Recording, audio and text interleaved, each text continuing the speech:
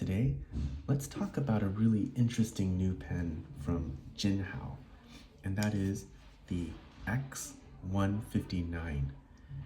You're probably familiar with the regular 159, which is the metal body version of this pen. X159 is the new plastic version. And it's not just the new plastic body, the nib and the feed are new as well. So I wanted to talk about this pen and explain why it's actually a really good pen for the money. But before we do that, let's get the elephant in the room out of the way. The 159 is the same size as the Montblanc 149, and it's hard not to see that they are very, very similar in size and appearance. But one thing that I just wanted to spell right off the top, the Jinhao X159 is not a cheap way to experience a Montblanc 149. So let me just take a couple minutes to explain why that's the case. So first of all, in my opinion, when you spend the money to buy a Montblanc 149, you're looking for three things. One is the nib, the Montblanc, and this one is not the representative nib, this is the calligraphy nib, but still 18 karat. You're looking for a big premium nib. The second thing is refinement. You're looking for just the overall fit and finish, the material quality to be very, very nice. And the third is, for those who care, the logo, which has a certain status among fountain pens, among products in general. So those are the three things that I think are the three main reasons why you would spend the money on a Montblanc 149. The Jinhao offers none of that. So first of all, even though it's the same size, the feel of the material and the fit and finish is nowhere near that of the Montblanc. The pen kind of rattles a bit. It's just cheap plastic, which is to be expected for the price point. It has very crass looking features, like I'm not sure if the camera will pick up, but it has the indentation here from the injection molded plastic. I haven't tested this, but I would guess that this plastic is softer on the hardness scale compared to the Montblanc. It's very bland looking in the front, and it has a very simple stamped steel nib. So all of that is to say it does not give you just a cheap Montblanc experience. The one thing it does give you, I will give it credit for being the same size. So if this is, if there's any similarity, it's if you wanted to try the comfort of the size of the pen. If you're curious if this size of pen is comfortable for you, this is a good way to test it out. The other sort of difference, which is kind of hard to tell on camera, is that the shape of the pens are actually a little bit different. So let me explain why. So the Montblanc has a barrel, and I'm going to exaggerate here, but it's kind of a bulbous type of barrel. So it kind of looks like, this is a really ugly rendition of the pen, but it kind of looks like that.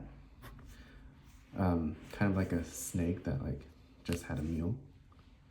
And the Jinhao is just more of a traditional flatter design.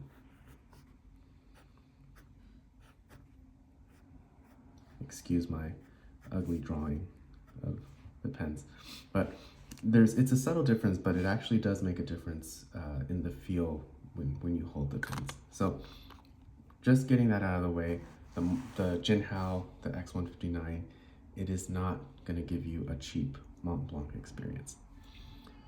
That said, I think this is a darn good pen for the money. This pen you can find on eBay for under $10. I think I had this one shipped to me for $7 total, I believe is what I paid. You can find it on Amazon for about 15 bucks if you don't want to wait for the shipping from China. And for that price, it's really quite nice. To explain why I think that way, I want to show you this pen. This is the only other Jinhao pen I own. In the past, I've owned another 159, but the paint started falling apart and I threw that one out.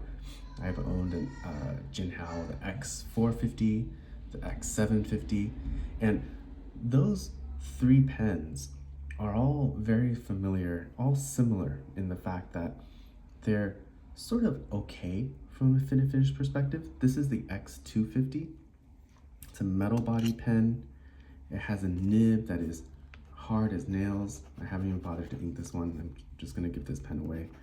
It has a very cheap white plastic housing.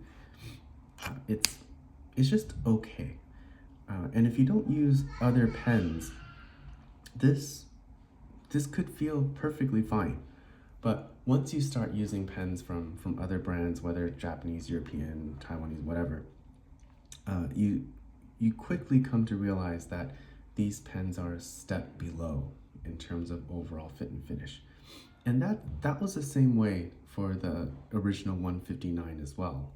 Metal body, mediocre paint finish, and a nib that was hard as nails, wrote well, but nothing particularly sophisticated.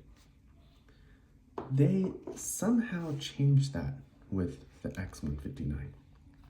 So overall, earlier I said, this pen doesn't compare to the Montblanc 149 in terms of fit and finish, but for even let's call it a high end, let's call it a $15 pen. For a $15 pen, you're looking at something between like a Pilot Kakuno and a Pilot Explorer or a Metropolitan. And this is absolutely on par with the fit and finish of a pen like that. It's injection molded plastic, but it's fairly well made. The fit and finish is quite good. The threads are very smooth, and overall, it even comes with a converter for that price, which you don't get in the Western equivalents. So overall fit and finish for the price, really nice. But what really surprised me about this pen is what Jinhao did with the nib. So this nib, so I'm using Waterman. Used to be called Havana Brown. I think it's called Absolute Brown now. Absolute. I can't talk and write at the same time if you haven't realized that. This is a very dry ink. This ink I found doesn't even work that well with other pens I have from Lamy. I tried putting this ink in the Lamy 2000 and it just skips all the time. I tried using this ink in my pilots, like my Pilot 912, and the flow just wasn't that great. But somehow with this pen, this ink works perfectly fine. This nib is very well tuned. You can see some nice shading in the writing. It's very, very smooth. I'm using, this is Midori MD paper, and I'm using that intentionally to show you that this paper is a true test for a nib's refinement. This paper is very, very textured, and pens that feel smooth and nicely polished on paper like Tomoe River don't necessarily feel that way on this paper.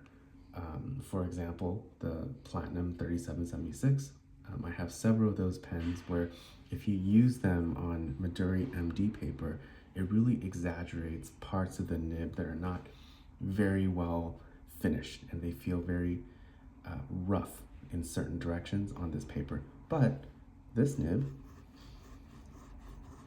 really quite nice. Very consistent regardless of the direction.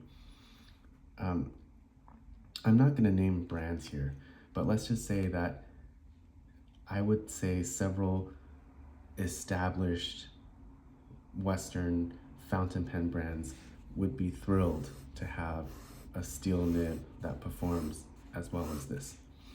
There's also a bit of flex.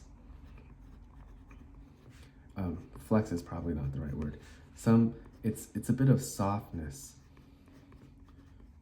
in this nib that was definitely missing in the original 159, and it reminds me of a Pilot steel nib. So something like what you would find in the Explorer, Metropolitan, Prera, that type of thing, Kakuno, which I think that's about as high of a compliment as I can give a steel nib pen. So overall, at between, let's call it $7 and $15, this is a really, really nice pen. I've had this pen for 2 weeks now. I've had it inked with several different inks. Inks from Pilot. I've had Waterman Blue in here, which is my go-to ink for testing out a pen. If it doesn't work with Waterman Blue, it's not a good nib, in my opinion. I've inked it with Waterman Red, which is another very dry ink, and it performed very well. The Pilot inks I've used tend to be more on the wet side, perform very well. This, like I said earlier, Waterman Brown, very dry ink, kind of a finicky ink in my experience, performs very well. It's a very pleasant pen to use. I had the previous 159 for years, and it just sat around because I didn't enjoy the stiffness of that nib. And it sat around until the paint started deteriorating, and I got annoyed with it and threw it away. This pen I've actually used on a daily basis for the past couple weeks, and I really enjoyed it. So really nice effort from Jinhao.